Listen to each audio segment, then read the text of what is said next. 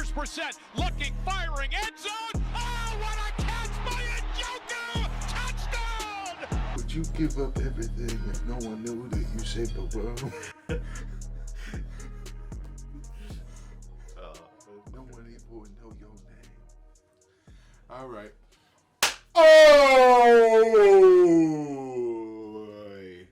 And it is a gloomy, rainy day in Cleveland, Ohio. Yes, it is Wednesday. We're halfway there.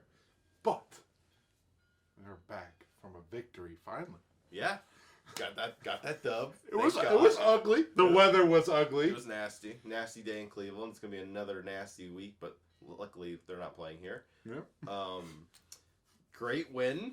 They won it for Jacoby. What if for Jacoby? That's all that mattered to me. I wanted know. them to win for Jacoby. You know, and to beat the Bucs is huge. You know, I mean, like, you know, yeah, they're playing a little bit down this year, but they just came off with a 3-game win streak, and to basically, you know, break that up, and everyone's talking about like, oh, if they win this 4th one, they're going to the play, you know, whatever. But like, it's really good to, you know, get that win, and you send Jacoby off because Jacoby Brissett is no longer our starter after this past week. The 11 games are up. We have Mr. Watson. Get your hand towels ready, baby. Jesus. Yeah, I mean, not going into anything outside of football in this conversation. It should be interesting to see. But let's talk about this past week before we jump into this current week. Okay. We won in the last 2 minutes of the game and in overtime. Yeah, 4th and 10. Let us not forget how bad we played for 95% of the game. But who played bad this week? Offense or defense? I'd say offense. Yeah. Offense was the defense looked solid this week. And also, before I just want to shout this out, dude. Martin Emerson basically shutting down Mike Evans. I have Mike Evans on my fantasy team, and I'm like, you know what? Like, hell yeah. But also, like, my points are like, God damn it. I had Godwin. Oh, yeah. I looked out. But yeah. I think where the offense is having a problem is play calling again. Lack of creativity. You know, they put together a great first drive, and then their second drive just a step below it. Yeah. And periodically worse. And it slowly, progressively gets worse. And they get into this. They run the same play over and over again. Run scheme is that they run this counter out of the shotgun, and they've been doing it since they've had Nick Chubb. That's like his go-to play. But it's like it hits every 1 out of 7 times they do it. Yeah. So it's like I don't know. They got to change up their run scheme because it seems like on Sunday it was the same play over and over again. Yeah, just right up the middle. As far as I mean, there was nothing going for them. I mean, they pulled out a screen on like the second to last drive, and it worked.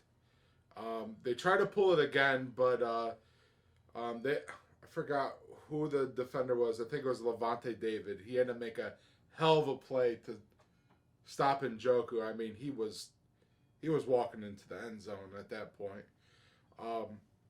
But offense, man, it was just so dull. But I will say this. People have question marks about Watson going into the rest of the season. And I think that this offense is going to be ran a little differently. Yeah. Just because you have a whole different style of quarterback. Well, you it's kind of like having like a free trial, right? Right. Like you get to read the first like 10 pages of the book, but there's like 200 that are in there.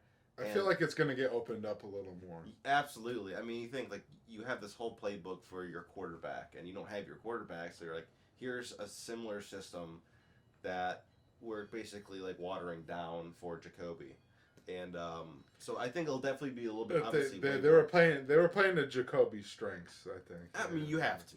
I mean, that's your quarterback for 11 games. It worked. Yeah. So, I mean, he leaves Jacoby leaves the offense with the fifth highest PFF score in the league right now. Yeah. So 12 touchdowns, 6 interceptions. A career high in passing yards, career high in touchdowns, and a career high in passer rating and QBR rating. Yeah, I mean, he looked great, and you couldn't ask anything more from. So thank you, Jacoby Brissett. I appreciate You're the man, Jacoby. Yeah. My favorite Browns quarterback since they've came back, hands down. I agree. I can't. I mean, him and what a class act. Yeah, he's awesome. Yeah, no, he's definitely the best. Yeah, I mean, that's I can't say anymore, man. He was great. Another person that was really great and impresses week after week after week after week is Amari Cooper. And I can't believe that we just got him. We gave a 5th round pick for Amari Cooper. Blows my mind. And he's been absolutely amazing this whole year. 796 yards so far. I think 7 touchdowns. I mean, what more do you want? I mean, he's on pace to have. That's why you go out and get a superstar to make big plays like he did. Yeah, 2 massive plays, and if we didn't have him, I mean, we definitely would have lost this game. And you know what? Let's give one final good job to Anthony Schwartz. Yeah, finally, dude. He got on the field and he scored a touchdown. Yeah. And he had a nice catch. He had in the game. He made 2 plays that I thought were kind of a big deal for getting the drive started. Yeah. Going forward, I'd like to see a little more of him, just because you spent a 3rd round pick on him. I always thought that his problem was his hands. Yeah. I think he has a speed to make up for poor route running. And he's a very good vertical runner, straight runner, because when you have him just go right up, he can make some plays. He can burn some people. I mean, look how many people had the opportunity to tackle him on that sweep, and they couldn't touch him. He just blew through the gap while 2 people were trying to give him a head start. He's a hard person to tackle. Yeah, and especially if you have one blocker there. And as Jacoby Brissett. there was 2, but Jacoby was your leading blocker, and he blew it up. He did. He looked really good. That was awesome. That was really awesome. But yeah, no, definitely just get more vertical with him, Maybe not put him on the outside, but maybe an inside vertical play with him. I don't know. Right. That could be unique, All right. Go for it. Yeah. Sorry. No, you can go ahead, because I was about to change the subject a little bit. No, because, I'm off Schwartz. He needs to prove more, but... use the Schwartz. Yeah, call it Schwartz. But I would say that and another bright side of this team that has been kind of awful all year is the special teams. On Sunday, it was mostly the punt return team. Dear God, Donovan Peoples-Jones put the Browns in so many great opportunities to just run away with this game. I'm talking, they were even Jerome Ford. I mean, they had pretty solid field position for the majority of the game. I mean, Jerome Ford in I think the 4th quarter, that kick. I mean, he really drove it up to near the 40. Mm-hmm. It was an awesome starting field position. But I mean, those things matter. That's a make or break thing. You know, say you're pinned, within your 20, or you're almost at midfield. That's freaking huge. Well, you also got to think. Say you get a run back you run it back to at least midfield. It takes 1 pass to get in the field goal range. I know. Yeah. And that's not saying you got Justin Tucker back there. It's a doable kick from the 40-yard line. So it's a very crucial part of the game that's really underrated. But having someone that can get you at midfield happened 3 times. 3 times on Sunday. That they were able to get the ball to midfield by a return. And it was a crucial part of the game. Granted, sometimes they didn't make a play of it, but it comes into the idea of flipping the field. Yeah, and you get the punt, and then it's not always a win offensively, but flipping the field is a big deal. Yeah. But to move from special teams, the big one, the big elephant in the room that's been the problem all year, is the defense. And they looked pretty damn solid on Sunday. Sloppy at times, but they had a great receiving core they had to go up against. Yeah, really good. I just don't think Tampa Bay's offense is lights out. Not taking away anything from Tom Brady, but they were down Leonard Fournette. Their offensive line's been kind of banged up all year.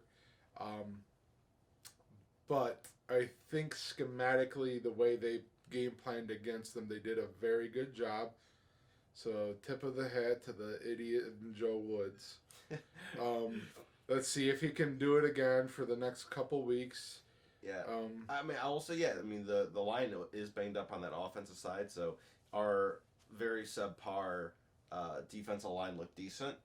Myles Garrett was actually getting quite a bit of pressure. Clowney looked good.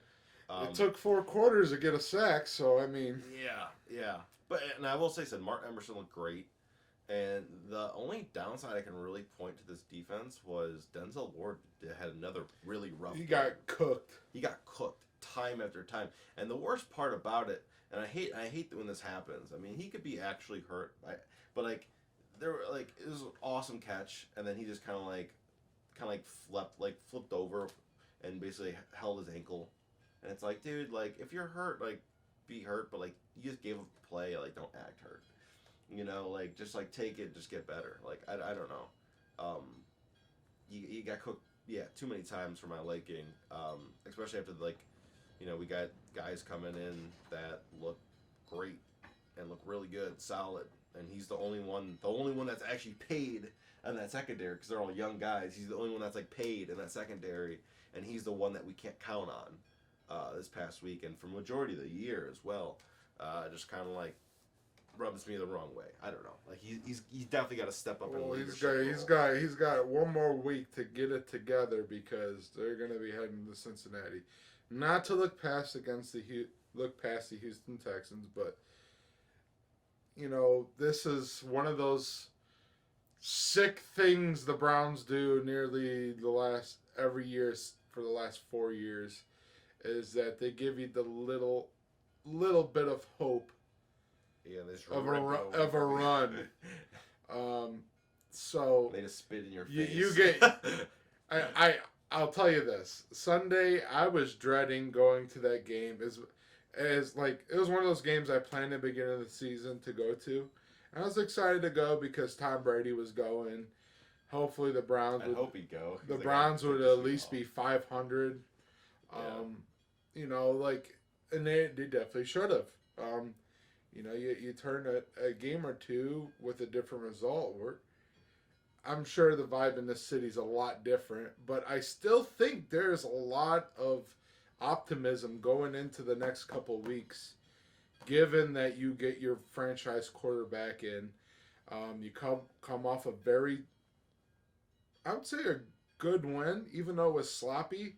At this point in the season, it doesn't matter how you do it. Yeah, as long as you win. You look at what's going on around the league. There's a lot of favorable matchups. Baltimore dropped one against Jacksonville in a late last minute heartbreaker. Yeah. You got Buffalo coming up with New England. The Chargers are playing the Dolphins this week. So, and then you got the Jets in Minnesota. And then you get your cracks at the division the following week. So you're gonna have a chance to. I got a call. You're gonna have a chance to get a nice little crack at your run in the next couple of weeks, and it starts Sunday by getting a win.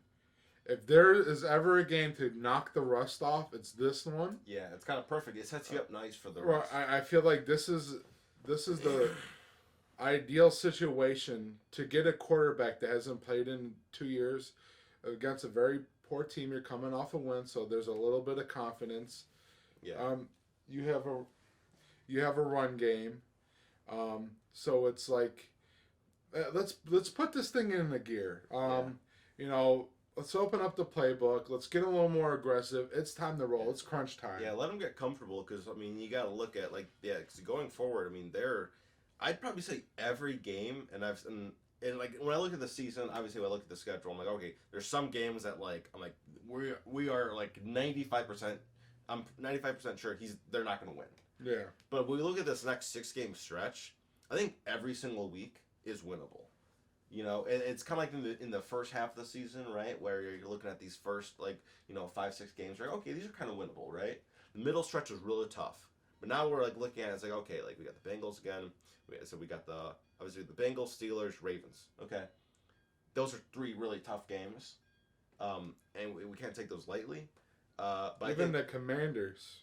And the Commanders and the Saints. Which the Saints have one of the worst offenses in general this year. You got them at home in the cold. Yes, and against Andy Dalton. Which blows my mind that they're starting Andy Dalton over Jameis Winston. But whatever, that's a different conversation. Yes. But all these wins, or all these games are winnable games.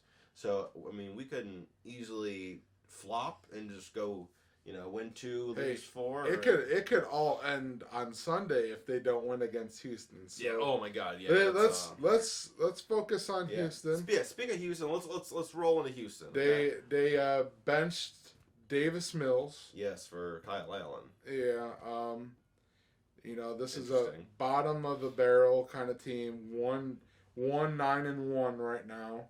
Yeah, and a lot of the times, I remember a couple years ago. This is different. The COVID year against the Jets with Sam Darnold, and they went out there. We didn't have our receivers, but they went out there and they wanted to win. Mm-hmm. I watched the Texans this past week.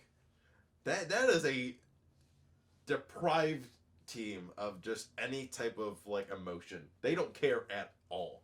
Dameon Pierce and outside of that, man, they don't. This team looks defeated. They look sad playing. Yeah. I think there will be a little bit of motivation, at least for the city. Yeah. I think this crowd is going to be a little hyped up, giving the situation. But that whole organization is completely flipped over from when he was there. Yeah. So, you take away all the outside noise of the Watson stuff, and you boil it down to his relations with the team.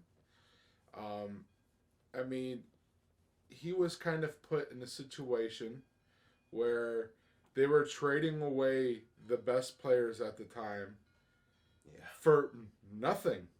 DeAndre Hopkins gone for a 4th-round pick, and David Johnson. Yep. Yeah. You want to talk about a steal? That is highway robbery. Yeah. Literally. So, given Watson's he's trying to win. He's a very good quarterback. He's a top 5 quarterback when he's playing. And you're put in a situation where you go from being a top contender in the playoffs, and they basically strip the team. Yeah. And you're not even getting the year after. You're not even getting top tier picks. For Christ's sake, Claypool just went for a 2nd-round pick, and he's not nearly getting as much touches as Hopkins is. Yeah. I'm sure Hopkins has already surpassed him in yardage this year, and he missed 6 games. Yeah. So, yeah, but I guess when we look at this team though right now, the Browns obviously, I think we'll see a lot more dynamic play. Yeah, I think it might be rough. To be honest with you guys, it might be rough, just because he's getting into it for the first time in a very long time. So, this is where the defense kind of needs to step up and kind of hold it down, and I think they can't because this offense outside of Dameon Pierce is very lackluster. So it's basically going to be stop the run on Sunday. It's basically stop the run and just play some good coverage, and then you guys should be able to. It doesn't have to be perfect, but basically what you need for the rest of the season is what you got on Sunday. It's not going to be pretty, but it got the job done. They're not giving up 30 points. Yeah. I don't know how to compare this to other teams, but that's what it's gonna take to win. I feel like you're in a situation where you can get into a shootout now. With Kyle Allen, though? Oh no, with Watson on your team. Okay, I got you. So I think you're able to get away with a couple more things if you get the Watson that you think you're gonna get. Yeah. Biggest question mark. Yeah. You're gonna see a lot of RPOs.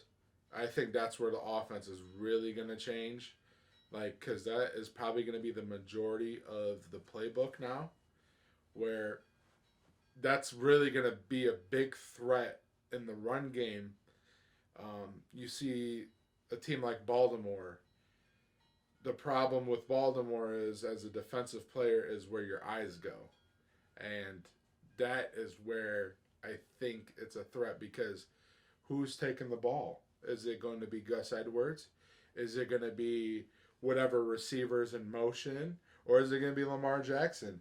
And you got two different guards pulling two opposite directions. Yeah, it's too many things to plan for. So it's definitely a lot. I mean, you got one pulling, you got Ricard going straight up. This is something that you got to put in perspective for the Browns, that they could probably put together a similar offense. Yeah. I think they'll have a little more of a threat with Chubb and Hunt in there. And you have Watson, who can take off at any time. I think this is where the difference is. Jacoby played as best as he could. The best as he could. You couldn't ask anything more out of him. It wasn't that we lost because bad quarterback played. That is not the problem right now. It's the defensive problem. But offensively, at the quarterback position, there's things that you can do with Watson, and there's things Watson does that Jacoby couldn't really do. Jacoby did a great job of knowing when to take it and run. But I think Watson is less hesitant to do so. Rather it being a 10 to 20 yard, 10 little scramble just to get a first down, I think Watson can turn that into a touchdown. Or just, simple things like this. There's an additional yardage to be added to what Watson can do versus what Jacoby could do. Yeah. So, you can look at it like, damn, he's so slow. He's a big running back. He's like that Big Ben style of quarterback. Yeah, we were just watching some highlights before, and he was literally getting taken down, and he's just getting taken down like this, and he's still whoop, throws it, completes the pass while he's How do you stop a quarterback that can throw the ball accurately into double coverage, falling down, getting sacked? Yeah. It's unbelievable. So we'll see what happens. But it should be fun. I'm gonna throw some cowtails out here. I'm just gonna say defensive line, because you need to stop this run game. That's all you need to do. Stop this run game. You guys got them. All you guys split that bad boy. Number 2, I'm gonna go Njoku. I think Njoku is gonna have a nice game. He's been looking great, and obviously won the game this last week for us. So Njoku is gonna have a pretty massive game in my opinion. And I think the final one's the obvious one. You say it, not me. Oh, well. Not everybody's a fan favorite, but it's going to Deshaun Watson. First game back in 2 years. I'm sure lights, camera, action. It's ready to go. I know I'm excited to see him play. I was a big fan of him at Clemson. I was a big fan of him in Houston. Wipe out all the other stuff. I'm still excited for his play. Okay? Make that very, very clear. Yeah. This guy can really flip this team on its head and really change the momentum for the rest of the season. And I'm excited to see what he can do. It's hard to base your opinion of how he's going to play, like many Browns fans has already done this year, off a preseason game and 2 drives that he only threw the ball 4 times, and 3 of them got dropped. So, that being said, it's going to be a very interesting thing to see him play a whole entire game in this system with Nick Chubb and Kareem Hunt and Amari Cooper and Njoku, and a great offensive line, which he has not been able to afford since the Texans decided to blow it up in Houston. And they did not have the running backs that they have here in Cleveland. Yeah. 2 Royal Donuts. I think we hit that Royal Donuts on the head today. Stop the run, open up the playbook. I kind of want to touch on the playbook. It's the Stefanski. Let it rip, man. Let it rip. Let it rip. Don't be stupid. Yeah. Just see what Watson can do. You know, let him, just get him comfortable. I think there's going to be a lot of, like, Watson's just going to turn nothing into something. And I think that's where it's the difference here. Well, then what's your prediction? What are you thinking? Predictions. I think that there was going to be some rust. Yeah. There's going to be a hangover from the win. Rust, not Russ. Russ. So we might actually get more than 3 points. I had to, dude. Russ is so bad. You see Russell Wilson and the Broncos are the worst. They score the least points. They're the second worst team in the conference. Yeah, but they have the worst scoring offense of the entire NFL. Dead last. That's so sad. So, prediction. I'm sorry, I interrupted you. Broncos Nation. Let's rock. Broncos Nation. Let's rock. Dude, I've seen so many memes where it's like it says that phrase. It says the ride, and it's like something that's like just fucked up. It's like the ride. It shows like a bull riding or something. Oh well. Gosh. This game, I think it's going to be really weird. I think it's going to get frustrating just because it's a bad team and we think higher than our team.